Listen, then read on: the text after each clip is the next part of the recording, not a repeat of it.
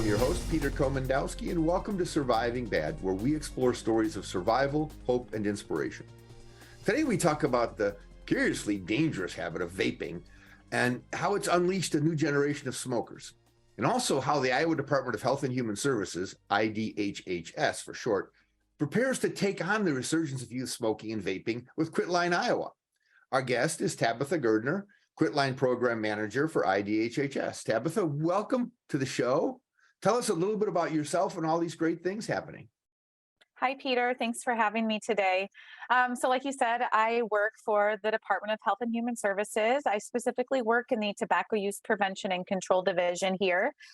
We are funded by the CDC. So the CDC gives us grant money to kind of carry out some different aspects to prevent tobacco use, not only among youth, but then help those, who are current tobacco users to quit. One of those programs that the CDC funds is our Quitline Iowa program. So hopefully a lot of you have heard of that. It's been around for 20 plus years. We've helped thousands and thousands of people quit using tobacco products. Most recently, in 2019, we launched our youth component of Quitline Iowa, which is called the My Life, My Quit program, and I'm excited to talk about that today as well. So my role here at Health and Human Services is really to manage both of those programs, not only to, educate people who can, refer folks who want to quit tobacco products to these programs, but also to educate just the general population that these programs are available and that they're free.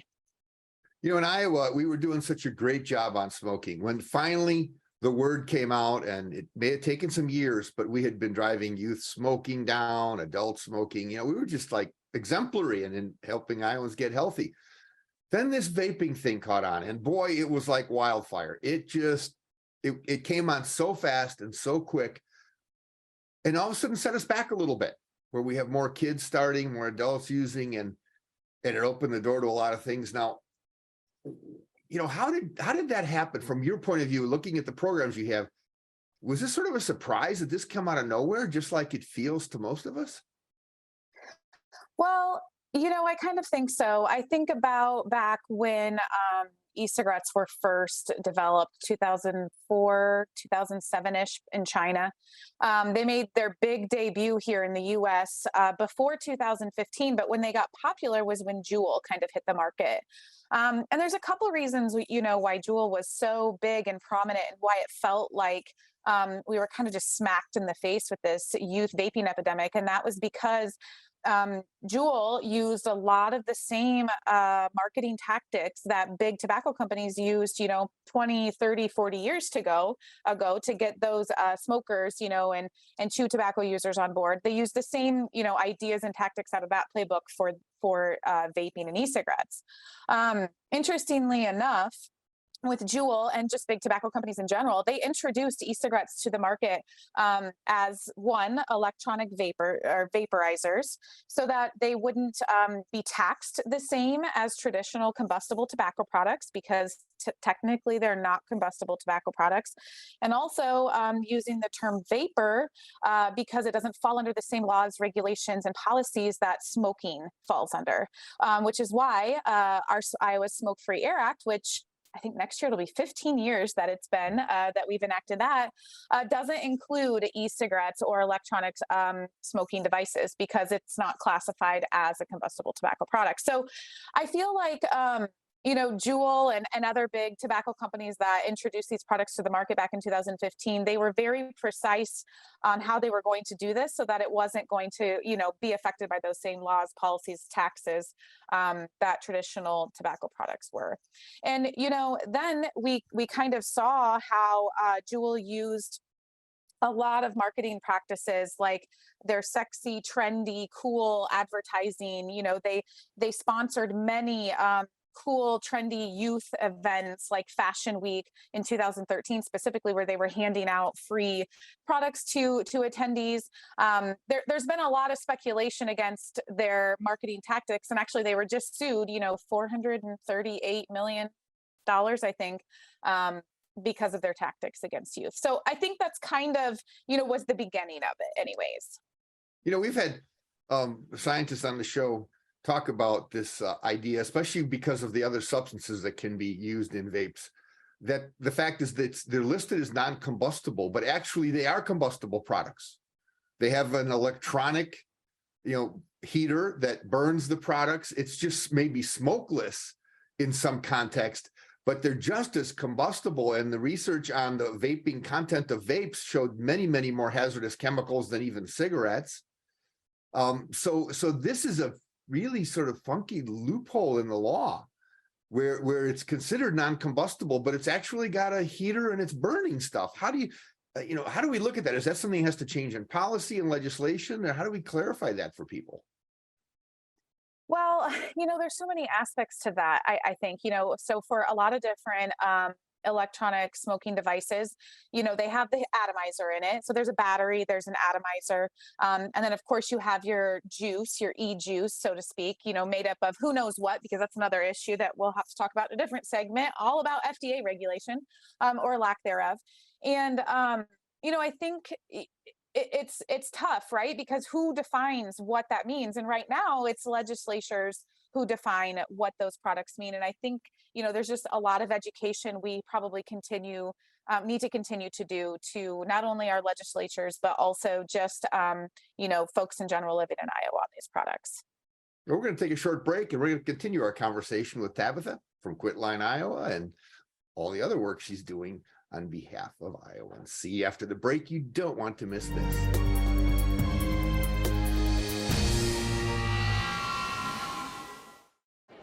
The black truck? Hey, Christina from accounting. Yeah, hi. Hey, I used to date a girl named Christina. Oh, really? Yeah, and then she dumped me for my best friend. You want to see some photos of them that I took? I don't. I thought we talked about this, buddy. Buzz and overshared again? Yeah. Yeah. I'm gonna call a car. That's a smart idea. So yeah, I know, that's why I did it. Hey, you're gonna get back to the top of the mountain. Does that mean I'm gonna get back with Christina? No. Oh. No.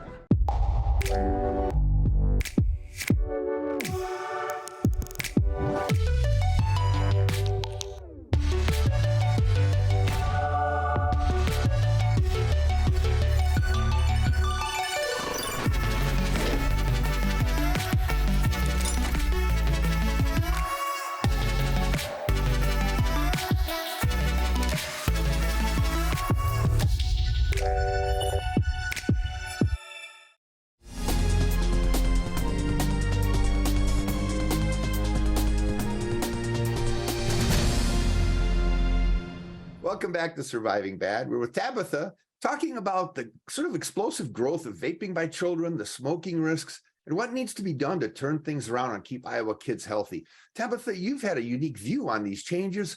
What are some of the things you're doing? Well, we have a lot of great programs here at Iowa Health and Human Services. One program in particular is our My Life, My Quit program.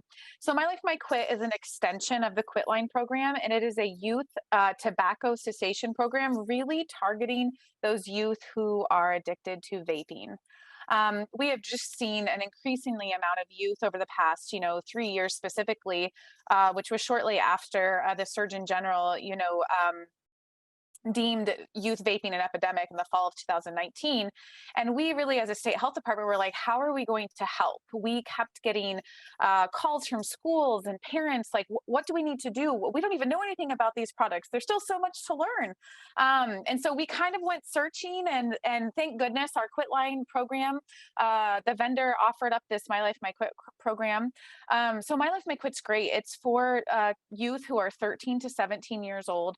It's a free and confidential program, so kids don't even have to say their real names if they don't want to. They don't have to tell their parents. They don't have to tell their school administrators. It's just a place for kids to go, whether it's by chat online, they can call in, they can send a text message, which we knew was really important when we're talking about these kids, in this age range. And they get connected to a quit coach. And those quit coaches are the same quit coaches that have master's degrees in, social work or psychology. They're the same quit coaches who are helping adults who have been, addicted to cigarettes for 25 plus years and have helped countless thousands and thousands of people quit. So it's those same folks. It's just in the palm of their hands, accessed by by a text message in that confidential manner, which we knew was really important for kids, especially because, not only are they dealing with the pressures of what it's like to be a teenager, and then also, their friends maybe vaping, maybe their parents are vaping, maybe their parents don't know vaping is harmful, so they're sharing their vapes with their kids. There's just a lot of aspects of that kids kind of have to deal with, and these quit coaches are there to help these kids walk through every aspect of what it would take to kind of quit. And I think that also brings me to the addiction component of these products. So many people just don't know what vapes are. They don't understand how they work. They don't understand what's in them. And by no fault to their own, because they are targeted by, big tobacco companies telling that it's a safe alternative to smoking cigarettes, or it's the better option. And it's just the CDC has not deemed it as a harm reduction tool. They have not deemed it as a nicotine replacement therapy product. And I just think we have to be mindful of how much nicotine is actually in these products. Now, that's the thing between smoking and vape. The nicotine levels have even gotten higher in vaping, and that's the most addictive part. We hear from parents that talk about how vaping is less dangerous than smoking, but when we're talking about the addictive and the mind-altering part of the process, whether it's other substances or nicotine, typically the substances like nicotine and marijuana are addictive. Regardless of lung cancer and cancers and those health outcomes we know are terrible. Maybe fancy colors sells jewels or sold vapes the first few times a kid's using it, but after that, it's the addiction. And we've even seen kids, because of the expense, we've heard they've gone from vaping back to smoking, which really is about the addiction to nicotine, isn't it? Yeah, I mean, that's really, when you look at these products, the issue is the nicotine. And I like to always reference when Juul came to the market back in 2015, they actually had it on their website that, well, first let's talk a little bit about nicotine. You have traditional combustible free-base nicotine that's in a cigarette. When Juul came to the market, they added benzoic acid to the nicotine and termed the nicotine salts. Those nicotine salts may have a lesser throat hit, so it's less harsh on your throat, which you could see the issue, especially for youth, because now they're going to, take deeper hits. They're going to hit it more often. And then also on their website, they stated and claimed that their nicotine enters the bloodstream 2.7 times faster than any other nicotine on the market. So I think we have to think about that too. Is it not only hitting the bloodstream quicker, right? And so it's shooting straight to that brain, getting that huge dopamine response. How long does that last? How often do people need to go out and, hit their vape again? There's just a lot of unknowns with all of these products as well. But what we do know is that they have very high amounts of nicotine. They're definitely not capped on the nicotine amounts. And because there is no regulation, it's not like a cigarette where you're able to say, okay, I started out with 20 cigarettes today in my pack. I have 7. So I know I've smoked 13 since 8 a.m. You don't have that with a vape, right? You don't know how much you've inhaled. You have no idea the amount of nicotine that you're actually taking into your body. Well, that's a great point. Well, we're going to take a short break, and we're going to ask Tabitha to talk about the challenges and strategies that she's working on, and she thinks are going to work best to help parents and families work on this problem with our youth. See you all after the break. You don't want to miss this.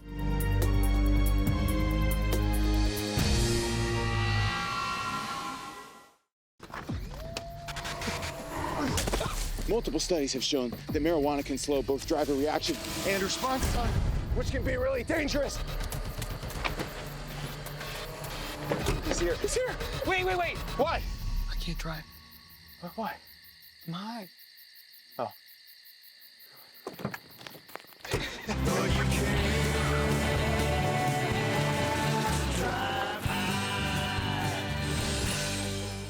Not all internet is priced this good.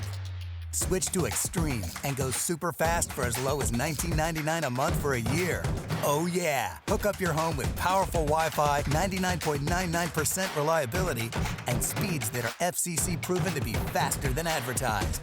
Not all internet is priced this good. Switch today and get speeds starting at 100 meg for as low as $19.99 a month for a year. Call 844-EXTREME2 for details.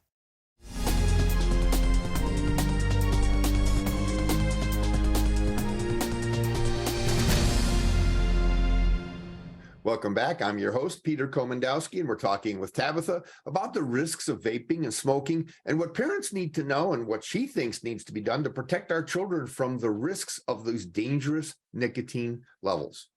Tabitha, tell us more about nicotine. Yeah, so kind of like we talked about right before the break was, the amounts of nicotine in these products and how we just don't know. In the fall of 2020, I think it was 2020, the FDA banned flavors in e-cigarette products and vaping products, and they did that because they were trying to curb that youth vaping epidemic. One thing that they left out, of course, was menthol, so they did allow menthol to continue to be sold. But the loophole that was found with e-cigarette companies was disposable vapes. Now, without going into an hour-long discussion on how a vape works and all the different kinds of vapes, because there's over 500 different kinds and thousands of brands and flavors. To put it easily, a disposable vape is something that you would buy, you would use, and as soon as it's gone, which would typically maybe be a day, 2 days, I'm not sure, depending on how much the user, needs or wants, then you would just throw it away and you would buy a new one. So we enter the world of Puff Bar. So now we don't hear Juul being used very much by youth anymore, and that's because they can't be sold in flavors. But now Puff Bar, which is a new company, very, very common among youth, they can be sold in an array of flavors, and that is, again, because they're a disposable product. Moving on now from disposable products, not only did Puff Bar then get the FDA was like, hey, you probably shouldn't be selling these in flavors. So then they said, well, okay, we'll take those off the shelves and enter synthetic nicotine. So synthetic nicotine was entered into the market as a non-nicotine product because they claim that a nicotine product is derived from tobacco. This nicotine is not derived from tobacco, so it's classified as a synthetic nicotine product. So there was a few, without looking at the FDA timeline, there was a few months there, maybe a year, where synthetic nicotine was not regulated at all by the FDA. And so there was just tons of vapes being brought to the market. And that's really when vaping kind of increased again, was in the fall of last year because of the rise of synthetic nicotine use. Now, as of July of this year, I think officially the FDA can regulate synthetic nicotine, but they have yet to issue any sort of stop orders or pull orders to any vape manufacturer on the shelves at this point. So all those products are still available to youth. See, this is where we're getting back to the importance of your work with 12 to 17-year-olds, because, they're not stupid, but they are being taken advantage of. And all of these things that and these things that you could talk hours about are subtleties of a huge industry that's targeting kids, because they sort of know if they don't get kids when they're young, when you get older, you're not going to start vaping or smoking. So it's part of their business model. So when you're dealing with kids in that 12 to 17-year-old age group, I mean, do some of them just get angry that they're now addicted to something that they were manipulated to use? I mean, they've got to be reaching out and thinking something's wrong here. Yeah, we hear, I don't work directly with youth, but I hear so many schools say that they have their kids coming in, youth coming in, and they're like, I can't quit. I don't know how to quit.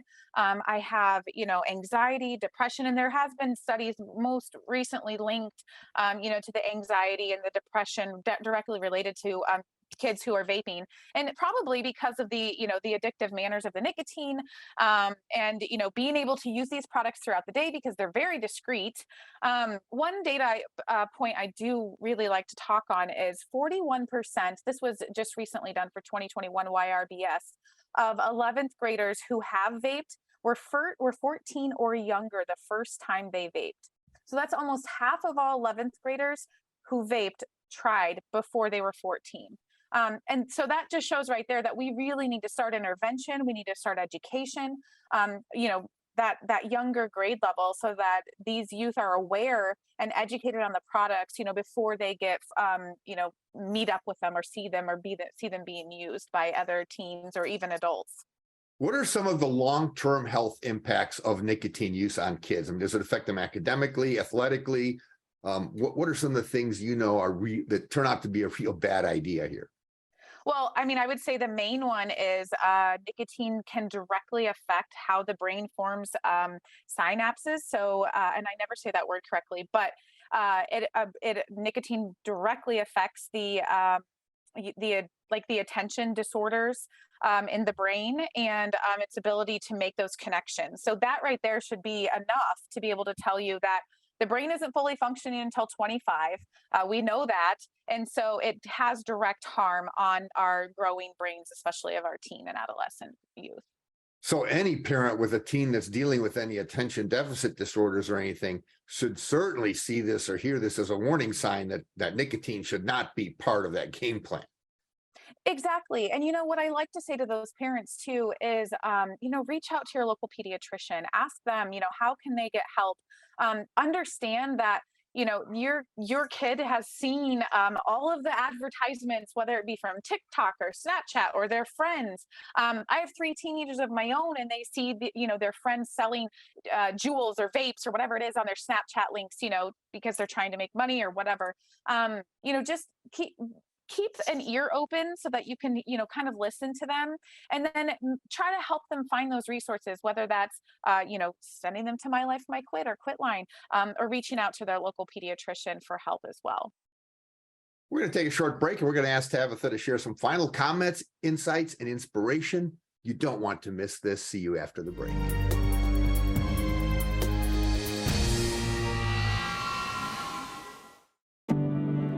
Today, more than ever, you need fast, reliable internet. At Mediacom, we want you to know you can count on us. Our fiber-powered 100% gigabit technology network was built for the future. We have enormous capacity and power and 99.99% network reliability. So even though these are uncertain times, we're prepared, and you can be certain we'll keep your world connected. Not all internet is priced this good. Switch to Extreme and go super fast for as low as $19.99 a month for a year. Oh yeah! Hook up your home with powerful Wi-Fi, 99.99% reliability, and speeds that are FCC proven to be faster than advertised. Not all internet is priced this good. Switch today and get speeds starting at 100 meg for as low as $19.99 a month for a year. Call 844-EXTREME2 for details.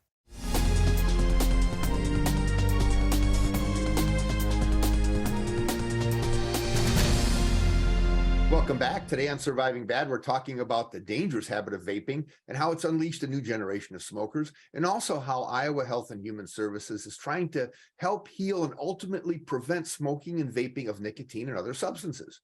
Let's hear what insights and advice and inspiration Tabitha has to share. Tabitha, this is important because 12 to 17-year-olds need all the help they can get. Talk about what we're doing for them. Yeah, well, first I want to, drop another stat here. According to the 2021 YRBS, 35% of high school students have vape. So that's more than 1 in 3. And that's in Iowa. I also want to make note that our vaping rate is higher than the marijuana use rate and the alcohol use rate. So we know that vaping is a problem among our youth. And I just think it's important, to continuously share the resources that are available to the youth, and especially our program, My Life, My Quit. I feel like I keep bringing it up, but one thing I like to touch base on is it on average takes 7 attempts to be successful at quitting tobacco. And every attempt is just as important as the last. And if a youth is aware, that this is a trusted source for them to go to, maybe they'll, make that attempt to quit more than once, if they need to, because it's likely the first time they won't succeed. And if they know that their school, their educators or their school staff are aware of the program, and their families and maybe their faith-based programs, or their coach, hey, this program is available to you, they'll help you. And it may be hard, right? It's probably going to be hard, but just remember that you are addicted to a substance. You don't necessarily have control over your addiction at this time. So you need to learn how to get help. And My Life, My Quit will definitely be able to help you do that. Yeah, we've even had doctors say that if kids want to be athletes and be college athletes, one of the worst things they can do as a high school athlete or younger is to vape, because it reduces their athletic performance. It reduces their lung capacity. It has all kinds of negative effects on what's important to their success. Kids, we keep telling them their brains aren't ready, but they have to be ready for this threat. They have a lot of brain power. They're really smart, but they probably don't have that mom or dad gene, that kicks in when there's that warning thing, which is sort of tied to that prefrontal cortex. If a kid wonders why mom or dad have that radar, they're going to have it too when they get a little bit older. You've got teens. How do you address this with your own teens? We really talk about it a lot in our house. They know that it's dangerous. They know that it's addictive. Another thing I always talk to not only my kids about, my friends' kids, or when I go to schools to give presentations, is these products are not regulated. So anybody could be making these products. Peter, you and I could go to my basement and we could make our own vape products and we could sell them at the store because there is no regulation being done. And so I think, when you kind of educate on the fact that anything could be in these products, who knows what you're putting into your body, that can be a little fearful, and maybe your friends have all done it and maybe they've been safe, but it just takes one time to get one bad product for one bad outcome. Yeah. And you talked about vaping going up a huge percentage. We're hearing numbers like 50% of teen vaping involves vaping of marijuana, not just nicotine. So when we look at, sort of the predatory nature of that industry, other industries are taking advantage of that as well. I think it's great, everything that you're doing. What do you see for the future of the program? Do you think, I think we'll be able to change Iowa's kids and teens, change their minds and get this trend turned around? I think so. I think, it just takes time, right? As soon as we get some more research published and as soon as we get some more public education done on the harmful effects of these products, people will start to understand it. The same thing happened with cigarettes. That's one thing I try to tell my kids, especially is, 50 years ago, you could smoke in a hospital or you could smoke in an airplane. You could smoke, well, not even just 50 years ago. I mean, gosh, 15 years ago, you probably could do that. If eventually there was enough research, there was enough awareness, there was enough education that came about, and people realized that the products were harmful. And we're just right in the throes of it right now. We're learning, but we don't want to become a statistic. We don't want to be the person that has a negative health effect from vaping. And so now, we become the research product, So I think it's just being mindful that, these products aren't safe. They're definitely not healthy, and that there's always someone there for you at My Life, My Quit, or Quitline to help you quit. Well, you guys have helped teens get over smoking, and now there's a new threat, vaping, that's bringing it back, and I trust you're going to be successful again, and I wish you luck, and thank you for joining us. And thank you all for watching. Check out our website, ahealthyiowa.org, and keep your eye on MediaCom MC22 for our next episode of Surviving Bad, where we explore stories of survival, hope, and inspiration. On MediaCom MC22, your local programming leader.